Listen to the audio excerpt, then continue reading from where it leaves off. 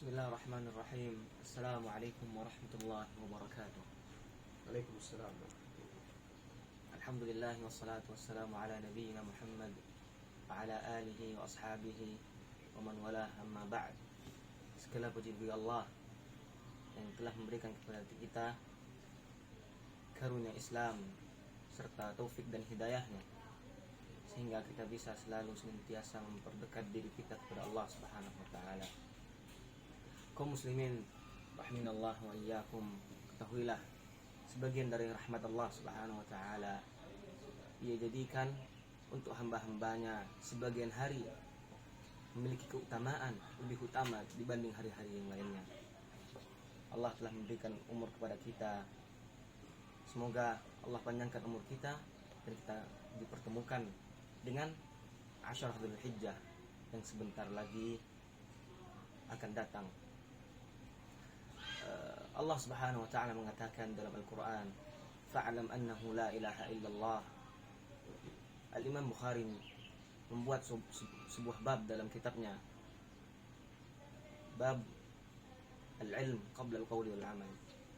Ayat ini mengajarkan kepada kita sebelum kita beramal, alangkah baiknya kita menuntut ilmu, mengambil manfaat dari para ulama, para alim, asatidah yang ada di sekitar kita. Pertemuan sebelumnya Ustadz Abu Zubair telah membahas seputar keutamaan 10 Dzulhijjah. Insyaallah sekarang kita akan membahas amalan-amalan apa saja yang bisa kita kerjakan, yang apabila kita mengerjakannya akan mendapatkan keutamaan yang maksimal serta pahala yang besar dari Allah Subhanahu wa taala. Pada Ustaz, falyatafaddal mashkura. Syukran. Assalamualaikum warahmatullahi wabarakatuh. Alhamdulillah wassalatu wassalamu ala Rasulillah wa ba'd. Syukran Yahya. Pada video sebelumnya, sebagaimana tadi sudah disinggung oleh Ustaz Yahya, saya sudah berbicara tentang keutamaan 10 hari pertama di awal bulan Dzulhijjah. Ada ayat-ayat Al-Quran dan hadis-hadis Rasulullah SAW yang menyebutkan tentang keutamaan 10 hari pertama mulai dari tanggal 1 sampai tanggal 10 di bulan Dzulhijjah. Nah, tadi beliau katakan, lantas apa upaya, usaha kita atau ibadah yang kita lakukan agar kita bisa mendulang pahala yang banyak, memaksimalkan keutamaan-keutamaan yang ada di 10 pertama Dzulhijjah ini. Baiklah, saudara-saudari kaum muslimin dan muslimat rahimani Allah wa iyyakum, di 10 hari pertama bulan Dzulhijjah ada amal-amal yang sangat utama dan yang paling besar, serta yang paling utama diantaranya adalah menunaikan manasik haji dan umrah. Di bulan Dzulhijjah disyariatkan bagi muslim yang memiliki kemampuan untuk menunaikan rukun Islam, yaitu haji. Bahkan haji dan umrah, ketika seseorang berangkat ke sana untuk menunaikan ibadah haji, lalu dia menjalankan haji tamattu, maka didahului dengan umrah. Dia bisa menggabungkan, ada di sana ada umrah, ada haji, dia dapat 2 keutamaan. Dan itu hanya ada, kalau untuk haji hanya ada di bulan Dzulhijjah. Haji yang merupakan rukun Islam. Allah Subhanahu wa taala, Rasulullah sallallahu alaihi wasallam di dalam hadis yang sahih muttafaqun alaihi menjelaskan, al-umratu ila al-umrati kafaratun lima bainahuma. Umrah yang kita lakukan dari satu umrah ke umrah berikutnya itu menghapuskan dosa-dosa yang ada di antara keduanya. Wa al-hajjul mabrur laisa lahu jazaa' illa al-jannah. Dan haji mabrur itu tidak ada balasannya kecuali surga. Nah, ini menjelaskan tentang keutamaan umrah dan haji. Umrah, keutamaan mengulang umrah dari satu umrah ke umrah berikutnya itu menghapuskan dosa-dosa yang ada di antaranya. Kemudian haji, keutamaan haji itu Rasulullah SAW katakan, al-hajjul mabrur laisa lahu jazaa illa ilal jannah. Balasannya hanya surga. Subhanallah. Dan itu hanya bisa kita lakukan di bulan Zulhijjah. Dan haji itu tentu dimulai seperti hari tarwiyah. Dimulai pelaksanaan ibadah haji itu dari hari tarwiyah, itu hari ke-8, tanggal 8 Zulhijjah. Orang mulai mengambil miqat dan mulai berihram untuk haji tanggal 8. Kemudian tanggal 9-nya wukuf di Arafah. Kemudian setelah itu tanggal 10-nya mereka tanggal 9 malam mereka ke Musdalifah. Besoknya mereka tanggal 10 melempar jamarat, melempar jumrah Aqabah, dan juga memotong, menyembelih. Kemudian tawaf, ifadah. Semua pelaksanaan itu ada di bulan Zulhijjah. Nah, ini adalah salah satu ibadah yang dianjurkan untuk dilaksanakan, yang memiliki keutamaan yang besar, yang dilaksanakan di bulan Zulhijjah. Melihat keadaan kita sekarang, Ya, lockdown di mana-mana sebagian negara, membuat kita tidak bisa pergi haji. Mengetahui bahwa haji adalah amalan yang paling utama di bulan ini. Apakah di sana ada pengganti atau penganjar dari ibadah haji tersebut? Baik. Afwan.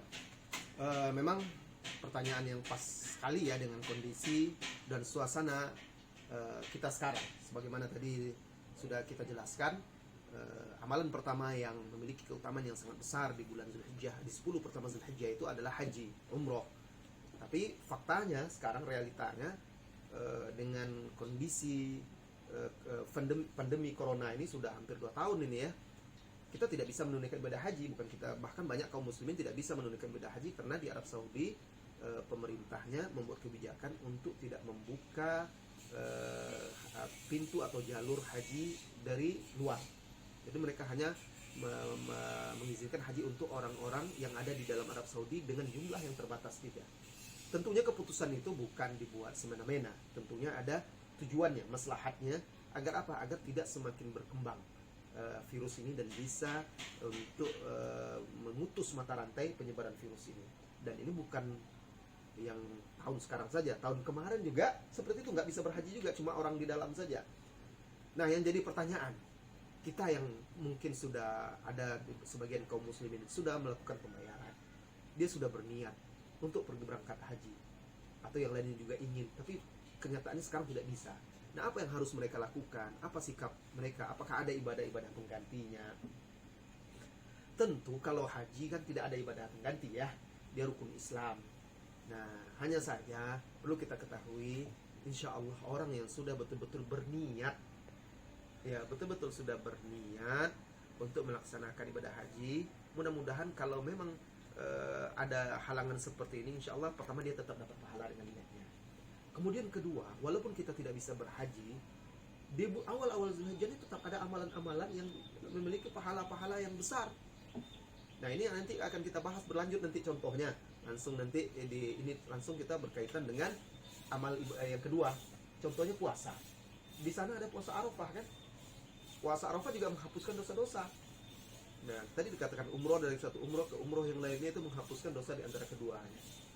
Nah, kemudian haji mabrur itu tidak ada balasan kecuali surga.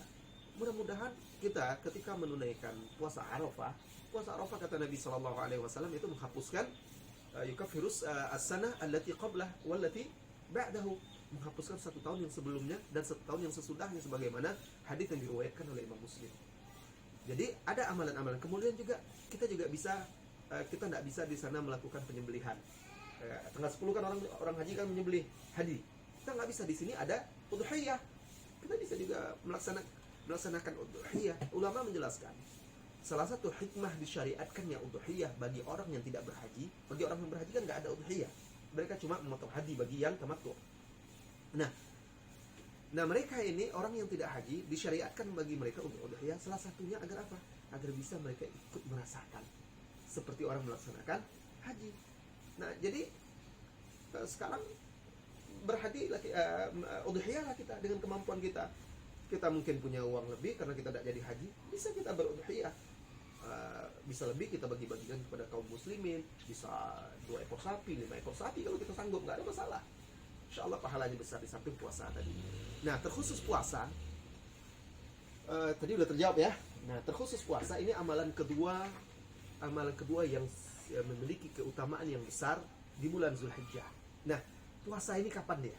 Tadi sudah kita katakan tanggal 9 itu puasa Arafah namanya. Itu jelas sepakat semua ulama bahwa itu memiliki keutamaan yang besar karena hadisnya tegas seperti hadis yang diriwayatkan oleh Imam Muslim tadi, siyamu yaumi Arafah ahtasibu 'ala Allah an yukaffira as-sana allati qablahu wa ba'dahu wallati ba'dahu. Puasa Arafah itu saya berharap, kata Rasulullah sallallahu alaihi wasallam, kepada Allah agar ia menghapuskan dosa setahun yang telah lalu dan dosa setahun yang setelahnya. Hadis ini diriwayatkan oleh Imam Muslim. Kemudian sebagian ulama berpendapat dari tanggal 1 sampai tanggal 8 itu juga disunahkan berpuasa. Itu juga disunahkan berpuasa. Sebagian ulama lagi mengatakan tidak, sebagian ulama lagi mengatakan itu disunahkan berpuasa. Karena apa? Karena ada dalil umum ya yang menunjukkan bahwa semua amal soleh itu dilipat gandakan dan dicintai oleh Allah pada awal Zulhijjah. Di antaranya hadis yang muttafaqun alaihi. Rasulullah sallallahu alaihi wasallam bersabda, "Kullu amali ibni Adam la ada amalan." Hadis lain kalau ini tentang puasa secara khusus ya. Rasulullah sallallahu alaihi wasallam bersabda, "Kullu amali ibni Adam lahu illa siyam." Seluruh amal ibadah seorang anak Adam itu untuk dia kecuali puasa. Fa innahu li, kata Allah di hadis qudsi. Sesungguhnya dia puasa itu adalah untukku, wa ana ajzi'u bihi. Dan akulah yang akan mengganjarnya. Akulah yang akan membalas pahalanya. Hadis muttafaqun alaihi menjelaskan tentang keutamaan puasa. Adapun kenapa disyariatkan? Karena ada hadis lain. Ya, hadis lain itu Rasulullah sallallahu alaihi wasallam menegaskan, "Ma min ayyamin." Ketika Rasulullah sallallahu alaihi wasallam ditanya tentang afdal ayyamid dunya, maka Rasulullah menjawab, "Afdalu ayyamid dunya asyru ayyamul ashr." Hari yang paling utama di dunia ini adalah 10 pertama 10 hari. Maksud 10 hari ini yakni ashrul awal Zulhijjah, 10 hari pertama Zulhijjah. Nah, lalu Rasulullah sallallahu alaihi wasallam jelaskan dalam hadis itu bahwasanya amal soleh pada hari itu semuanya sangat dicintai oleh Allah Subhanahu wa taala. Maka para ulama mengatakan puasa termasuk bagian dari amal soleh karena dia sifatnya umum. Oleh karena itulah banyak ulama menganjurkan memperbanyak puasa juga, mulai dari tanggal 1 sampai tanggal 8. Tetapi tentu puasa yang Arafah itu yang paling utama. Ini keutamaan amal ibadah yang sangat utama untuk dilakukan di 10 pertama Zulhijjah, yaitu puasa. Kemudian kedua, at-takbir, tahmid dan tahlil. Takbir mengucapkan Allahu Akbar, tahmid mengucapkan Alhamdulillah, tahlil mengucapkan La ilaha illallah. Nah, seperti takbir Aid, Allahu Akbar, Allahu Akbar, Allahu Akbar, La ilaha illallah, Wallahu Akbar, Allahu Akbar, walillahil hamd. Itu mulai dari tanggal 1 Zulhijjah sampai pelaksanaan haji itu dianjurkan kita untuk bertakbir. Bertakbir di bulan Zulhijjah itu ada takbir yang mutlak. Yang mutlak ini dia dari tanggal 1 Zulhijjah. Ada takbir muqayyad. Takbir muqayyad ini yang ba'da salawat. Nah, ini di hari-hari tasyrik. Nah, takbir yang mutlak ini yang dianjurkan kita memperbanyaknya di awal Zulhijjah ini, bahkan disunnahkan kita bertakbir sebenarnya dengan jahar, dengan mengeraskan suara. Ini salah satu sunnah yang mahjuro, sunnah yang hilang. Kenapa? Karena kaum muslimin hanya tahunya kalau takbir itu pas malam takbiran, malam Idul Adha, besoknya pas sholat, kemudian setelah sholat di hari-hari tasyrik. Padahal dari tanggal 1 itu sudah dianjurkan kita memperbanyak takbir itu, bahkan dengan mengeraskan suara. Di antara dalil-dalilnya yaitu apa yang diriwayatkan oleh Ibnu Umar radhiyallahu anhuma dari Nabi sallallahu alaihi wasallam. Rasulullah sallallahu alaihi wasallam bersabda, "Ma min ayyamin a'zamu indallah wa la ahabbu ilaihi al-'amalu fihinna min hadhihi al-ayyamil 'ashr." Tidak ada hari-hari di sisi Allah yang lebih agung dan lebih dia cintai amal soleh padanya kecuali hari yang 10 ini. fa'akthiru fihinna tahlil wa takbir wa tahmid. Maka perbanyaklah oleh kalian pada hari-hari itu tahlil, takbir dan tahmid. Hadis diriwayatkan oleh Imam Ahmad. Al-Imam Al-Bukhari di dalam sahihnya juga membawakan athar dari sahabat. Jadi secara mu'allaq dia bawakan athar sahabat dari Ibnu Umar, dari Abu Hurairah radhiyallahu anhuma, bahwasanya keduanya itu kalau di awal Zulhijjah itu Ibnu Umar dan Abu Hurairah, sahabat utama yang banyak meriwayatkan hadis dan sangat kuat iktida'nya, sangat kuat dalam meneladani dan mencontoh Rasulullah sallallahu alaihi wasallam itu. Di dalam riwayat tersebut Imam Bukhari membawakan yakhrujani ila suq. Keduanya pergi keluar ke pasar fi ayyamil ashr. Di 10 hari pertama Zulhijjah itu yukabbirani, dengan bertakbir. Itu enggak ada lagi di zaman sekarang orang melakukan itu, tapi masyayikh-masyayikh di sana seperti Syekh bin Baz itu ma'ruf. Waktu dia masih hidup itu banyak riwayat dari murid-muridnya dalam buku biografinya. Itu Syekh itu biasa dia bertakbir dengan mengeluarkan suaranya. Nah, ini yang sangat jarang kita lihat. Ini salah satu sunnah mahjurah. Bahkan kalau ada orang yang melakukan aneh mungkin. Pergi dia keluar ke jalan misalnya tanggal 1 Zulhijjah, 2 Zulhijjah, 3 Zulhijjah, bertakbir dia dengan keras mungkin. Apa ini? Orang lebaran belum lagi. Baru tanggal sekian. Kenapa? Karena orang tidak tahu sunnah ini. Padahal Rasulullah SAW menganjurkan memperbanyak tahlil, takbir dan tahmid sebagaimana hadis Ahmad tadi. Dan Bukhari juga membawakan asar dari Ibnu Umar dan dari Abu Hurairah bahwasanya keduanya yakhrujani ila suqi fi ayyamil ashr yukabbiran, bertakbir. Nah, orang-orang yang mendengar takbir keduanya itu akhirnya termotivasi. Akhirnya yang lain pun bertakbir. Karena dalam riwayat itu dilanjutkan wa yukabbirun nasu bitakbirihim. Dan orang-orang ikut bertakbir karena dengan takbir mereka itu, dengan sebab mendengar itu. Jadi orang-orang lain pun ikut, mereka hidupkan sunnah itu. Akhirnya riuh, gegap gempita orang bertakbir di pasar. Ini yang sunnah yang di zaman sekarang mungkin tidak kita temukan atau belum kita temukan. Mudah-mudahan kita bisa nanti untuk menerapkan setidaknya di lingkungan kita ini. Bertakbir kita keluar, Allahu Akbar, Allahu Akbar, la ilaha illallah, Allahu Akbar, walillahil hamd. Waqal wa kana Umar yukabbiru fi kubbatihi bi Mina fayasma'uhu ahlul masjid fayukabbirun. Kata Bukhari, dan adalah Umar yukabbir, bertakbir fi kubbatihi. Kubbah ini tenda. Kan mereka sudah di sana dari awal Zulhijjah itu persiapan haji, tapi belum masuk waktu pelaksanaan hajinya, manasiknya, menjelang haji. Dia sudah di Mina, fayasma'uhu ahlul masjid fayukabbirun. Di Mina itu ada masjid namanya Masjid Khaif. Itu dari zaman dulu sudah ada masjid itu ya.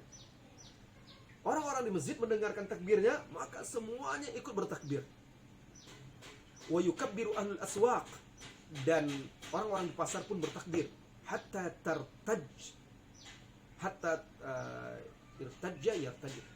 tartajja Mina bitakbir, sehingga bergetar. Tartajja itu bergetar, sehingga bergetarlah Mina itu dengan takbir. Begitu ramainya orang bertakbir. Nah, ini bukan di Idul Adha, ini di 10 pertama Zulhijjah. Wa kana Ibnu Umar yukabbiru bi Mina tilkal ayyam wa khalfa as-salawat wa ala firashihi wa fi fustatihi wa majlisihi wa mshahu tilka ayyam jami'an. Kemudian juga kata Bukhari, dan adalah Ibnu Umar bertakbir di Mina di hari-hari tersebut, baik itu setelah sholat, di atas kasurnya, kan di tenda itu ada tempat tidur, tempat pembaringannya, fi fustat, di depan tendanya, wa majlisihi, di majlisnya bertakbir, wa mamsha, ketika dia berjalan, tilkal ayyam jami'an, di 10 hari itu dia bertakbir. Dan sunnahnya takbir itu dikeraskan. Dari mana kita tahu? Terdengar oleh orang masjid dan orang pasar, berarti dia bertakbirnya dengan keras. Tapi di sini perlu kita ingatkan, walaupun dianjurkan kita memperbanyak takbir dan dengan mengeraskan suara, tapi di sini perlu dicatat, bertakbir ini sendiri-sendiri, bukan berjamaah dengan dipimpin. Nah, ya, kita dengar orang yang bertakbir, kita ikut bertakbir, tapi bukan dipimpin. Nah, ya, bukan dipimpin satu orang lalu ramai-ramai, satu orang misalnya saya memimpin, Allahu Akbar, Allahu Akbar. Setelah itu baru yang lain ikut. Kalau diam ini diam pula. Enggak seperti itu. Mereka bertakbir dengan suara yang keras masing-masing. Karena tidak ada dinukilkan dari Nabi Shallallahu Alaihi Wasallam dan dari sahabat bahwa mereka mengumandangkan takbir itu dengan dipimpin atau berjamaah. Allahu a'lam bishawab. Mungkin video kita singkat-singkat. Ada yang tanya, silakan tunggu dulu. Nah. Ada mungkin 2 pertanyaan. Ya, lanjut. Yang pertama, waktu mulai keutamaannya dengan secara detail, apakah dari maghrib akhir bulan Dzulqa'dah sampai 10 itu waktu detailnya dari kapan? Setelah masuk, kalau masuk tentu dengan terbenamnya matahari ya, itu sudah masuk hari. Nah, setelah masuk tanggal 1 Zulhijjah itu sudah mulai kita dianjurkan. Pertama besoknya kan sudah mulai berpuasa, kita dianjurkan puasa. Maka sudah mulai dianjurkan kita bertakbir, bertahlil, bertahmid, dan itu tidak harus sudah sholat kapan saja. Ya, kapan saja. Sampai nanti di Idul Adha. Itu kalau itu tentu takbir itu muqayyad lagi setelah itu di hari tasyrik. Disunnahkan bertakbir sampai terus akhir waktunya sampai, kalau yang kan ada 2 tadi, mutlak dan muqayyad. Kalau mutlak itu terus bertakbir kapan saja waktunya sampai hari 10 hari pertama ini, artinya tanggal 10 itu takbir yang mutlak. Setelah tanggal 10 habis. Tinggal lagi takbir muqayyad, yaitu takbir di setelah sholat. Itu berakhirnya hari tasyrik. Hari tasyrik itu tanggal 11, tanggal 12, tanggal 13. Ya. 11, 12, 13 itu hari-hari tasyrik. Nah, ketika berakhir hari itu dengan terbenamnya matahari, artinya terakhirnya setelah sholat asar. Terbenam matahari habis itu hari tasyrik, dan berakhir pula takbir yang muqayyad. Yang muqayyad maksudnya yang terikat waktunya, yaitu setelah sholawat di duburi, di akhir atau setelah selesai sholat. Adapun yang mutlak tadi tanpa batasan waktunya itu di 10 pertama Zulhijjah. Allahu a'lam bishawab. Yang kedua itu kan takbir mutlak. Iya. Di jalanan apa Iya. segala macam, itu sunnah mahdzurah. Iya. Orang-orang banyak mengetahuinya karena ilmu yang sedikit. Itu apa jika bisa menjadi fitnah bagi manusia mungkin karena jauhnya mereka dari ilmu, apakah itu tetap menjadi sunnah? Ya. Memang dengan kondisi kondisi sekarang di mana banyak orang tidak paham, mungkin mereka juga akan merasa aneh, terkejut. Yang pertama kita lakukan dengan pengajaran. Nah, salah satunya kita membuat video ini, kita sebarkan agar kaum muslimin tahu. Itu salah satu, tapi tentu tidak cukup itu saja. Kemudian yang kedua, kalau memang manusia belum paham, malah akhirnya nanti didustainya sunnah itu, kita takbir untuk diri kita. Kan tidak harus keras juga, yang penting kita bertakbir, bisa kita terdengar oleh diri kita aja. Allah, sambil jalan, Allahu Akbar, Allahu Akbar, Allahu Akbar, la ilaha illallah, wallahu akbar, Allahu Akbar, walillahil hamd. Sunnah tetap bisa kita lakukan, hanya kita mungkin tidak bisa keras-keras karena orang tidak paham, tidak mengerti. Apalagi malah nanti akan mereka mendustai sunnah tersebut karena mereka tidak paham, karena kejahilannya. Dan manusia itu musuh dari kebodohannya, kejahilannya. Tapi kalau di rumah kita, di lingkungan kita yang kita kenal, insya Allah itu bisa kita terapkan. Baik, mungkin karena cukup sudah panjang videonya ya, untuk kita jadikan 2 bagian untuk tentang ibadah-ibadah yang dianjurkan atau memiliki keutamaan yang besar yang dilakukan di 10 pertama Zulhijjah. Mungkin di sini silakan. Jazakallahu khairan syekhana khairul jazaa wa yanfa'ana bima nasma' wa yubarik lana fima 'allamana. Nas'alullah an yaghfira limashayikhina wa ustadzana wa asatidana wa liwalidayna wal muslimina ajma'in. Mungkin sampai di sini pertemuan kita pada hari ini. Sallallahu ala nabiyyina Muhammad wa ala alihi wa sahbihi wa wala. Assalamualaikum warahmatullahi wabarakatuh. Waalaikumsalam warahmatullahi wabarakatuh.